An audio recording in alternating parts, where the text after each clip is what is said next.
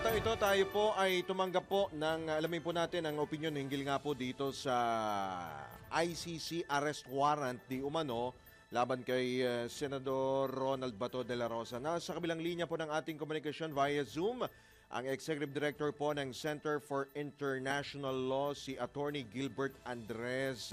Magandang umaga po, Attorney Andres. Welcome po sa DWIC, Leo Channel 23. Drew Nasino po at John Ibanez. Good morning po, Attorney Andres. Magandang umaga, John at Drew. It's great to be back in the Philippines. All right.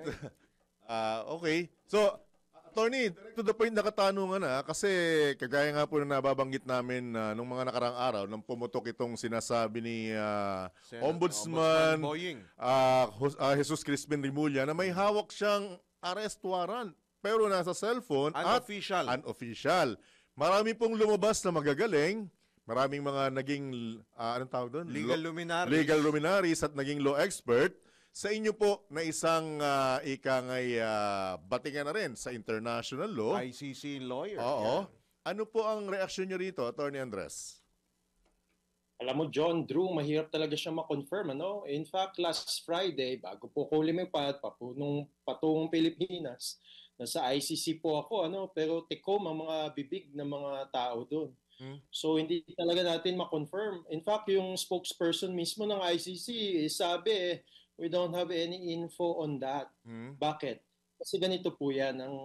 Ang estilo po kasi, ang procedure sa ICC, ang application po for an arrest warrant ay nakaselyo po under seal. At pati na rin po ang arrest warrant, minsan po nakaseal po siya for some time. In fact, siguro we should learn from the example nung kay Mr. Rodrigo Duterte. Nag-issue po ang ICC ng arrest warrant, I think March 7. Ngunit nalaman na lang po natin yung time itself ng pag-arrest kay Mr. Duterte noong March 11. Right. So given those things, walang confirmation, mismong ICC ang nagsabi na rin. Oo, ang tikumang bibig. Saan humugot si Ombudsman Remulla nung kanyang posibleng pinangahawakang dokumentong unofficial? At paano? Oo, magandang tanong po yan. Hindi po natin alam. Pero yun nga, I really hope na talagang totoo po siya. Kasi sanay naman po namin na mga biktima ng war on drugs, talagang inaasahan namin na magkaroon nga sana ng ICC arrest warrant laban kay Senator Bato. Kaya I really hope na totoo po yung sinasabi at mako-confirm po yung sinasabi ni Ombudsman Remulla.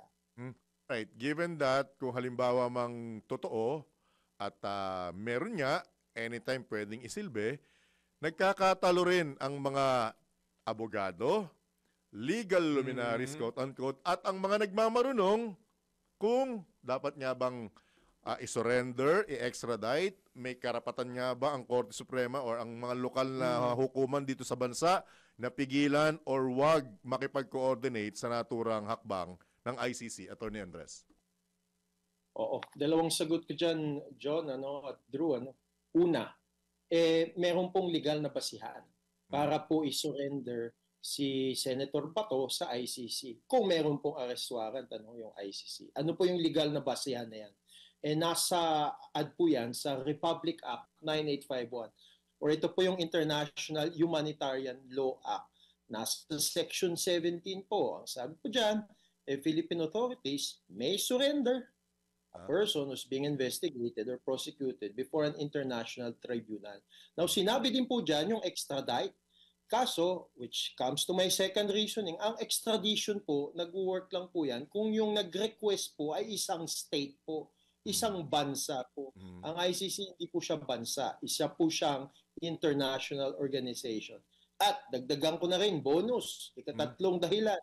May state practice na po tayo kung paano po ipapairal yung isang ICC arrest warrant. Kailan po yan nangyari? Yun nga, nung nag-issue ang ICC ng arrest warrant against kay Mr. Rodrigo Duterte. At anong naging state practice po ng Pilipinas? Sinurrender nga po ng Pilipinas sa ICC noong March 12 ang kustudiya sa katauhan ni Mr. Rodrigo Duterte. Kaya may legal na basihan, may state practice po tayo. Alright. Attorney Andres, kahapon po nagpasaklolo si Senator Ronald Bato de la Rosa sa Korte Suprema. So, sa inyong palagay, ano pong maaring remedyo o gawin po ng Korte Suprema assuming na magkagayon man na maglabas nga po ng arrest warrant ang ICC? O pwede ho ba na agad magpasaklolo sa Korte Suprema kahit wala pa pong hawak po na kopya or official I mean yung hard copy po nitong arrest warrant ng ICC? Okay, Drew, base sa aking experience bilang isang constitutionalist, marami na rin po tayong na-file na petition sa Supreme Court, I think madidismiss po ito. Bakit? Kasi kung consistent lang po ang ating Korte Suprema, sasabihin po ng Korte Suprema na wala pa pong actual case or controversy. Isa po yan sa mga requirements eh. So wala pa naman talagang nailabas po ng arrest warrant, wala pa silang hinahawakang arrest warrant ng ICC, ang kampo po ni Senator Bato, wala pa pong actual case and controversy. At naalala niyo po, mayroon pong isang teacher po na nag-file ng petition sa Supreme Court, na-dismiss po yung kanyang petition sa Supreme Court. Ang sinasabi niya naman, dapat wag i-provide ng Senate itong kanilang premises para magtago si Senator Bato. Na-dismiss po yun kasi walang actual case and controversy. Kaya kung consistent lang pong Supreme Court, sa tingin ko po, mababasura din at madidismiss din itong petition na to. Kasi hindi pa po ripe for controversy. Right. Kung sakali, ang binabanggit po kasi Attorney Andres, parang tatagni-tagni ko lang yung insidente. Kung halimbawa mang isuko or maaresto itong si Senator De La Rosa, maihahalin tulad po ba ng mga tutol dito na another case of quote-unquote kidnapping ang nangyari o mangyayari kay Senator De La Rosa? Can we consider that also? Illegal? Attorney Andres? Oo. Hindi siya kidnapping, Bakit? Kasi mayroong legal na basihan. Ito po yung Republic Act 9851. At ang crucial dito, ang 9851 po, pinasa po ng Kongreso natin noong December 2009. Question, parte pa ba tayo ng Rome Statute noong December 2009? Hindi po. Kaya kahit po lumabas na po tayo sa ICC Rome Statute, hindi po siya dahilan para sabihin wala pong bisa ang isang ICC arrest warrant sa kung sino mang Pilipino kagaya po ni Senator Bato. Kaya talagang meron pong tiyak na legal na basihan. Meron nga tayong kasabihan sa Filipino, itaga mo pa sa bato. At meron po talagang legal na basihan. Kung meron pong ICC arrest warrant at isusurrender po si Senator Bato sa ICC. Parang niya yan, tag niya yan nung siya'y kumakandidato, di po ba, Attorney Andres? Itaga niya sa bato. Anyway, mga pagkakataon din, ang tanong ko naman po ganito, bilang isang abogado rin, at syempre maalam ka rin sa international law, ano po ang mga pwedeng gawing hakbang ni Senator De La Rosa para ikangay, quote-unquote, hindi siya mahuli, hindi siya masuko, at hindi siya makuha at madala sa ICC? Opo. Attorney Andres? Actually, mahirap na tanong. Hello? Go ahead po. Oo. I think siguro ito po yung panawagan ko, call ko po at challenge na rin kay Senator Bato. Kung mayroon mang pong ICC arrest warrant, mag-voluntarily surrender na po kayo. Kasi mas mainam po ito kung talagang naniniwala po siya sa justice at accountability. At nasabi niya na rin yung first week po na naaresto si Mr. Duterte, nakahanda po siya. At gusto niya rin samahan si Mr. Duterte. Kaya kung true to his word, mag-voluntarily surrender na po siya sa ICC at na po siyang magtalo. Apo, Attorney Andres, hugutin ko lamang po dito sa statement po. May pahayag po ang kampo ni Senator Ronald Bato de la Rosa via Attorney Israelito Torion, yung kanya pong legal counsel, ay hindi maaaring i-invoke ito pong RA 9851. Hindi daw po maaaring gamitin ng pamahalaan ito pong RA 9851 para isuko itong si Senator Attorney Andres? Actually, in-invoke na nga siya Mhm. nung administrasyon ni President Marcos dun Mhm. sa pag-surrender kay Mr. Duterte Duterte. sa ICC. At siguro, number two, batas po yan na pinasa po mismo ng Kongreso po ng Republika ng Pilipinas. Kaya meron pong sapat na legal na basihan po upang gamitin po yung Section 17. Now siguro nagtatanong tayo, bakit kaya nilagay yung surrender doon? At yung surrender kasi doon na nagre-refer po siya sa isang international tribunal. Kasi ang presumption po ng batas na ito, ang mga krimen po before an international tribunal, ito po yung mga international crimes, mga karumal-dumal po ng mga krimen na of most concern sa international community of states. Kaya hindi lang po basta-basta yan. Kagaya po yan ng mga war crimes or crimes against humanity na siya ding isinakdal at pinosecute po sa Nuremberg after World War II.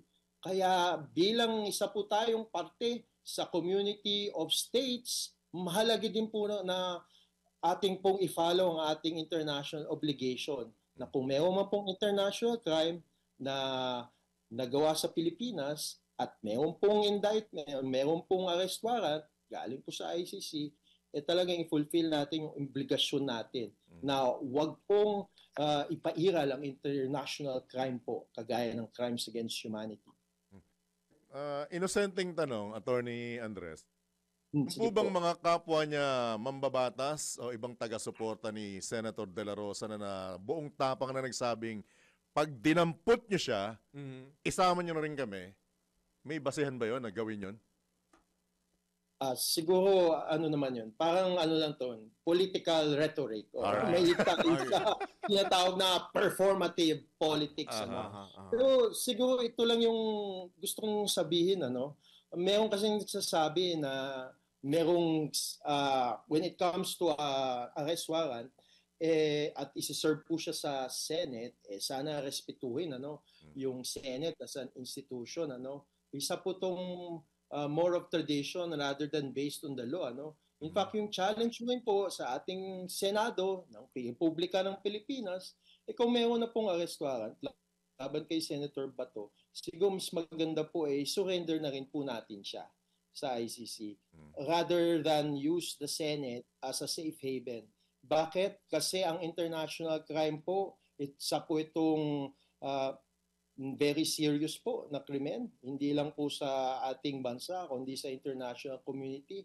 At mas maganda po sa imahe ng Senado na talagang isurrender po ang isang tao na chinarge po ng international crime or mayroong bang arrest warrant for an international crime. Attorney Andres, parang binabanggit mo, taliwas siya sa sinasabi ng ilang mga abogado at nag-aabogado na sinasabing nagmumukhang kahiya-hiya at katawa-tawa tayo at ang justice system kung, like dating Pangulong Duterte, surrender. ibibigay din natin si Senator De La Rosa sa ICC pagka may arrest warrant. Ay, hindi po totoo yan, John at Drew. Bakit? It's an act of sovereignty po. Kung isusurrender po ng Pilipinas, ang isa pong tao na meron pong arrest warrant sa ICC. Bakit siya act of sovereignty? Kasi meron naman pong legal na basihan, yung Republic Act 9851. Ikalawa po, meron din po tayong obligasyon sa international community na wag pong gamitin ang teritoryo ng Pilipinas para po magkaroon ng international crime po kagaya ng crimes against humanity of murder. Kaya hindi po siya nakakatawa para sa ating judicial system. In fact, this is a reiteration na we uphold the rule of law, we uphold international law, and this is also consistent with our stand, lalong-lalo na po mayroon tayong dispute sa West Philippine Sea. We always invoke international law, and this is also an opportunity to be consistent with our call to respect international law. Alright. Opo. Attorney Andres, baka meron pa ho kayong karagdagan pang panawagan, payo sa, unahin na natin, of course, si Senator Ronald Campo ni Senator Ronald Bato de la Rosa, sa Ombudsman or sa DOJ at sa pamahalaan and sa Senado. Sa lahat na po. Sa lahat na po, Attorney Andres. Oo, siguro wag din nating kalimutan yung usapin ng mga biktima ng war on drugs dahil sila po ang nakasento po sa proseso ng ICC at sa proceedings po na to. At remember po natin na meron din pong right to international justice at right to the truth po yung mga biktima ng war on drugs. Kaya respetuhin po natin ito. At sana po wag pong maging safe haven ng Pilipinas para po sa impunity. Maraming salamat po. Mabuhay tayo. With that, Salamat Attorney po. Andres, maraming salamat sa pagkakataon at kami po'y umaasa na sa mga susunod na panahon kung kinakailangan namin ng inyong ikangay pagiging abogado, muli namin po kayong aabalahin. Thank you, sir. Good morning. Ingat po. Ingat po. Salamat po. Salamat po. Salamat. Alright. Thank Yan po mga kabalitan-kabalitaktakan, si Attorney Gilbert Andres, Executive Director, Center for International Law.